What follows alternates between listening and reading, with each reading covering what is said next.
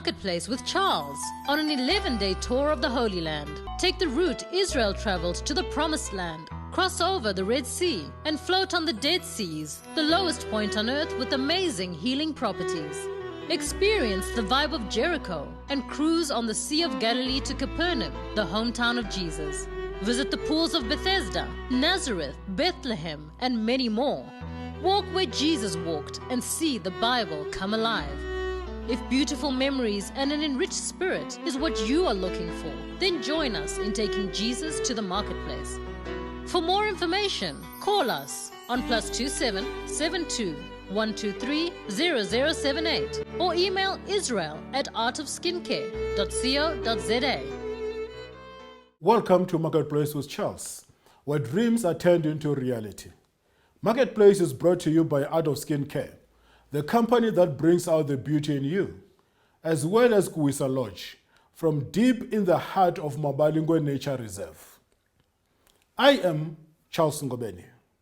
On Marketplace, we empower and equip you with tools needed to achieve your entrepreneurial dreams. Each week, we bring you insight from experts in different fields of business, from men and women of faith. Well, today, we speak to a property developer, an inspirational speaker, a radio presenter, and an author of note. The art of mastering different streams of income is one that does not come easy. You know the adage, jack of all trades, master of none. However, in an ever-changing world of these adages should still hold water. Who would have guessed that one day postage stamps will be obsolete? Who will ever have guessed that one day the bank tellers will be redundant in their job? Well, welcome Mr. Bongani Mthomboti with me in your home, hotel room, or wherever you might have been watching this from. Bongani, welcome to Marketplace with Charles. Thank you, Brother Charles. I'm so happy to be here, and good day to all our viewers. Look, you might be happy to be here, but I am more delighted to have you because you are not an ordinary person. You just look ordinary, but there's something great within you. Thank you very much. And I never thought you've seen me like that, but I hope you are going to enjoy our today discussion. Let's talk about the greatness within you. What do you actually do on a daily basis? What is it that made you great? What is it that you are doing? Because you are a jack of all trades, yet a master of all. Thank you, Brother Charles. I think I am an ambitious sower who is looking forward to have a good harvest. With all that I'm doing on my daily basis, I'm just sowing a seed that I'm looking forward to reap. Mm-hmm. It might be a seed of finance, it might be a seed of love, it might be a seed of joy, it might be a seed of faith, but at the end of the day, I'm just an ambitious sower. An ambitious sower. Very ambitious.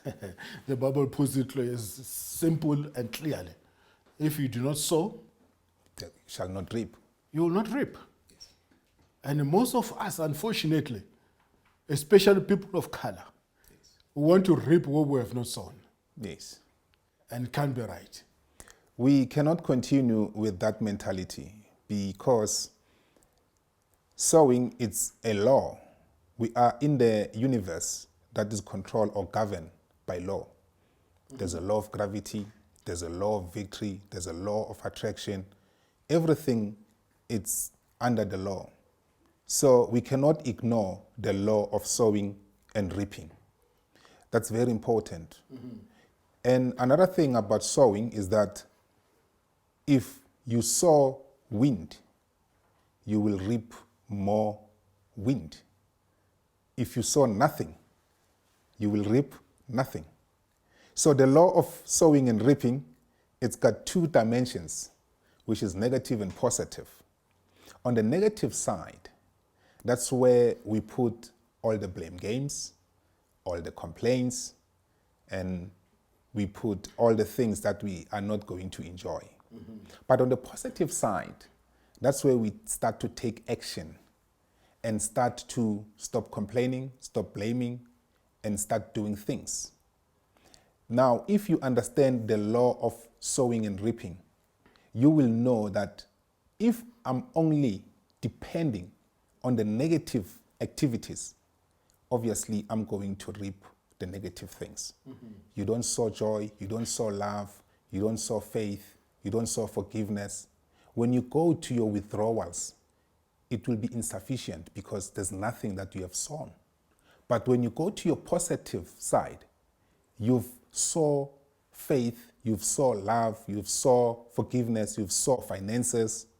When you go to your withdrawals, there will be plenty, because at the end of the day, you've been a sower for the past time or duration of your activities. So the law of sowing and reaping, it's very vital in our day and age. So in other words, are you saying that we must make the best use of what we have? Like the late Dr. Miles Monroe once said, whenever you die, we must die empty. And he puts it in this way, like, if you go into the graveyard, it's the richest place in the whole world, because you have got books that haven't been written, you have got buildings that haven't been built, you have got dreams that did not come into fruition. Exactly, Brother Charles. I agree with you. What I'm saying exactly here is we are all gifted. It's just that we are not aware how to use our gifts. And once you realize or discover your gift, you become liberated from poverty, from complaining, from expectations. Because before I became the person I am today, I used to have a list of all the things that I can complain about. I can complain about government, I can complain about weather, I can complain about my family, I can complain about my girlfriend, I can complain about my money, I can complain about my job, my boss, I can complain about everything. And every time when somebody asks me, Bongani, why your life is so miserable? Why you're not doing so well and you're working? And I will say, this company doesn't pay me enough, because I was complaining. And I will even complain until my list is empty, until I have nothing to complain about. But until I realize that it's not about what I have, it's about what I'm doing with what I have. Yeah. I have the weather, then I have to put my seed on the ground. I have my sun, I have my soil, I have my water. So with all these resources, those are there to help me to get or to reap what I'm sowing every day. But Bongani, some guys like you who are multi-talented, they get confused. How do you manage to stay focused? And how do you manage to juggle around what you're doing as an inspirational speaker, as an author, as a radio presenter, and all these other things? How do you juggle around this? Well, it's not like that, Brother Charles, because it starts with the personal development. And when you have a strong personal development, then you start to have a philosophy of what you want to become in your life. My philosophy is, I don't start a day until it's finished. I don't start a week until it's finished. I don't start a month until it's finished. I don't start a year until it's finished. What I'm saying here is, I need to know what is in my day. I need to know what's the plan for today. I need to know what's the plan for the week. I need to know what's the plan for the month, for the year. And when I sit down and look at my plan, am I happy? And if I'm not happy, I'm the one who's supposed to be changing the plan. Because in all the life creation, human beings are the ones who are gifted to start something and finish it before it's actually tangible. Before we have this studio, somebody saw it, had a plan, had a program in line, And he finished it until it's actually here today. But where it started in the brain. So you need to have your personal development in line. And the personal development, it will help you to have an attitude of not procrastinating. I think I made up a mess of my life. Even today, I did not plan my day well. Do you allow me to take a break, go and strategize, and we'll come back? Let's go for a break. Well, viewers, we'll be back shortly. Join Marketplace with Charles on an 11-day tour of the Holy Land. Take the route Israel traveled to the Promised Land, cross over the Red Sea, and float on the Dead Seas, the lowest point on earth with amazing healing properties. Experience the vibe of Jericho and cruise on the Sea of Galilee to Capernaum, the hometown of Jesus. Visit the pools of Bethesda, Nazareth, Bethlehem, and many more. Walk where Jesus walked and see the Bible come alive. If beautiful memories and an enriched spirit is what you are looking for, then join us in taking Jesus to the marketplace. For more information, call us on +27 72 123 0078 or email israel@artofskincare.co.za. Welcome back to Marketplace with Charles. I am still sitting here with my guest, Bongani. Well, he still has got a lot to give. I would encourage you to stay tuned, and your life will never be the same again. Bongani, you spoke about the seed. I want you to delve more in detail. What do you mean by this seed? What I mean, you will reap what you sow. Yes. We all know that saying. You're right. What you sow is what you will reap. Yeah. So let's just make an example about finances. We have a problem where we say, I'm working, but I'm not going forward, or I'm not enjoying what I'm getting. The problem is not the salary. Mm-hmm. The problem is that what do you do with your salary? Because your salary is the seed that you have. Yes, I'm with you. I just want you to be more practical. I'm going there. I need you to tell the viewers, what seed have you sown? Was it a 2 cents? And where have you sown it? Right, thank you. I've sown a certain percentage of my salary. Okay. Put it on a side for a period of time where I had a plan of what am I going to do with this savings. Yeah. And the savings that I set on the side, my plan was to own a property, have a property of my own, have a title deed. Yeah. And that was the first step. Mm-hmm. Because I thought going to a bank and borrow money and say, I want to start a business, they will never give you money because you never tested the business. But when you go there and say, I want to buy a car, I want to buy a house, they say, let's finance you. So in that sense, I said, let me buy a house for myself. I bought myself a 2-bedroom house in township of Pretoria in Soshanguve. Mm-hmm. I stayed in the 2-bedroom house for about 2 years. And I decided, you know what, let me just move out from this house and rent it out. Mm-hmm. I rented it out to a very nice guy, family man. He stayed there for about 6 to 7 years. And the rental income that he was paying, I saved it. And when I go and check how much is in there, that was my first start to do my property business. Wow. I developed with some extensions on the very same yard. Yeah. So I didn't have one tenant now, I had more tenants. Mm-hmm. Mm-hmm. So that's how I saw my seed. But Brother Charles, let me give another example here. Let's say you're spending time watching TV, and for your TV channel, you are paying 900 rands every month. Mm-hmm. For 12 months, you are spending 10,800 rands just to sit down and watch people telling you their vision. What is your vision? Yeah. If you spend 5 years sitting there and paying for your TV channel, you are now, you have spent 54,000 just for sitting down and watching other people's. Sometimes you don't even watch it. Sometimes you don't even watch it, but at the end of the month, you are paying for it. Okay.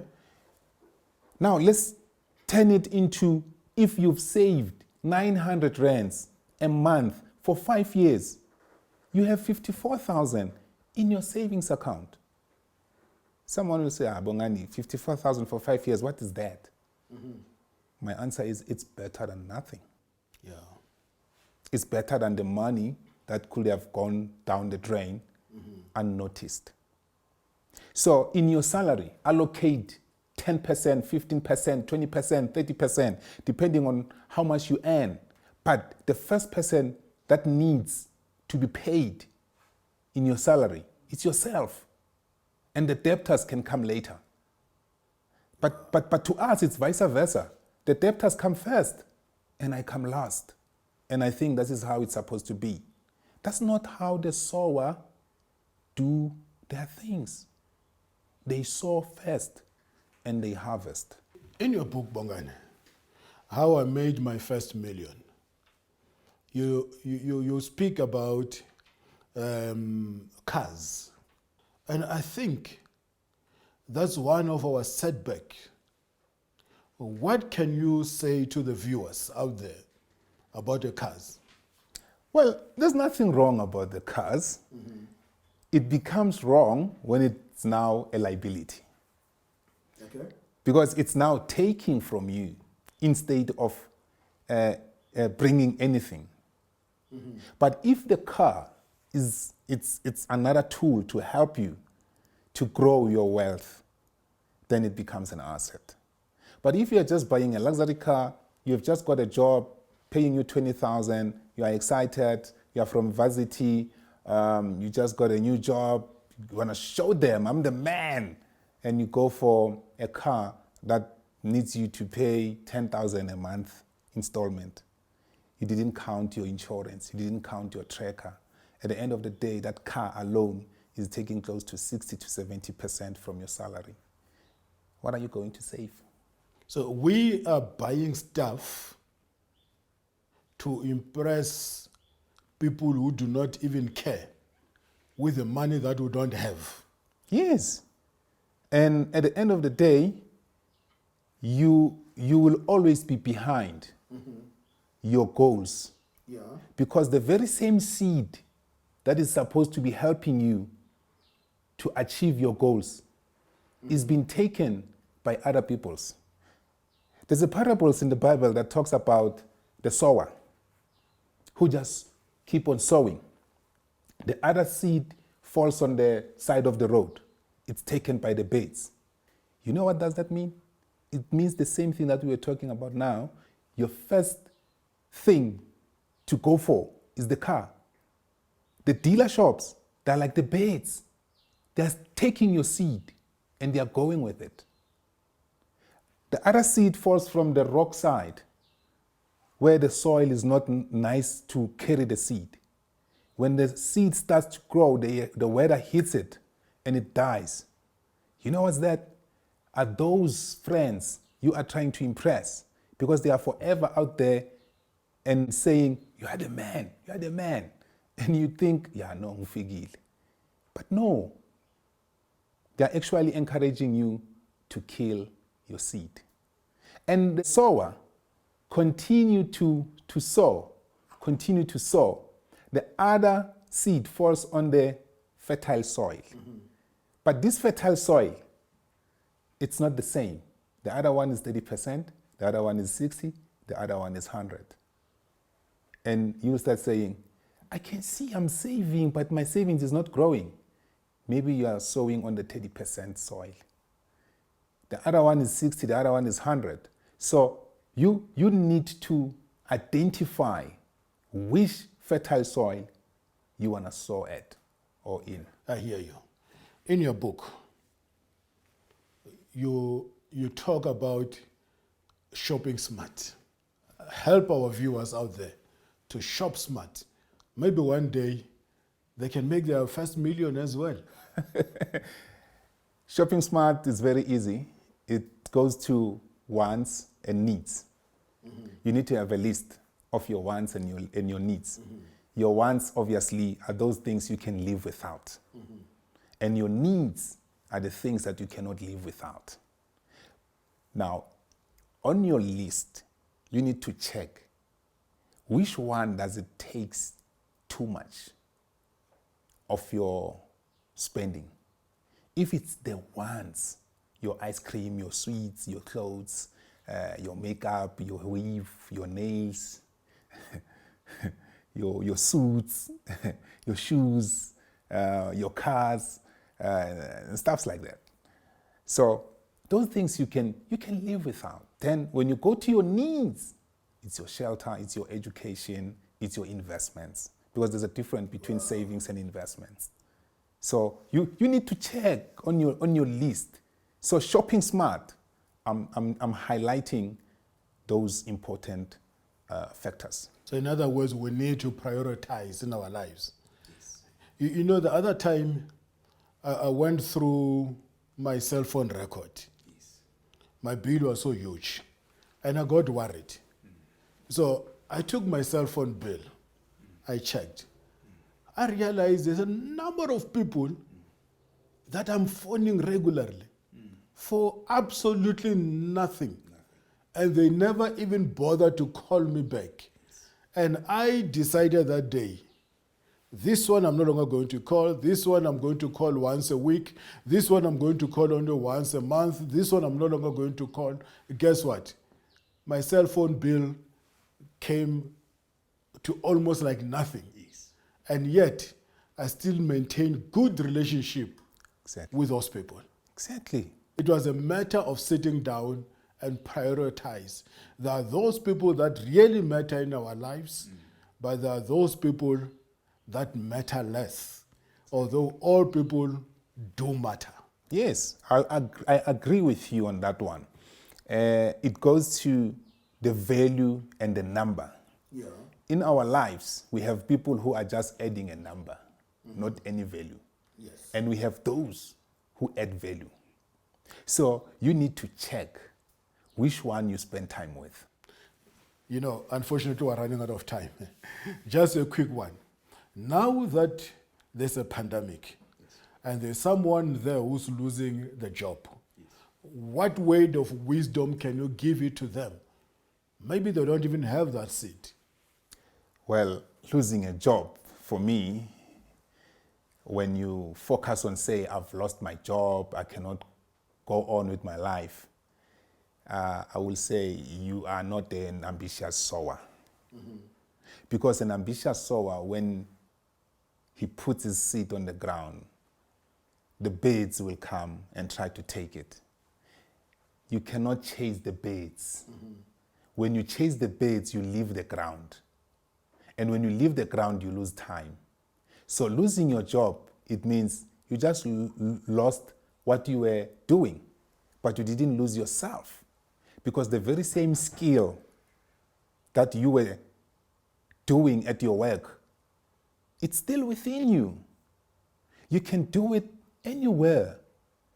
Practical example, if you are a motor mechanic engineer, yeah, you were servicing cars in a certain dealer shop, you can start your own workshop at your place. Awesome. You will start with your neighbor's car, your friend's car. They will tell one another and say, Charles, he's good in when it comes to motor mechanics.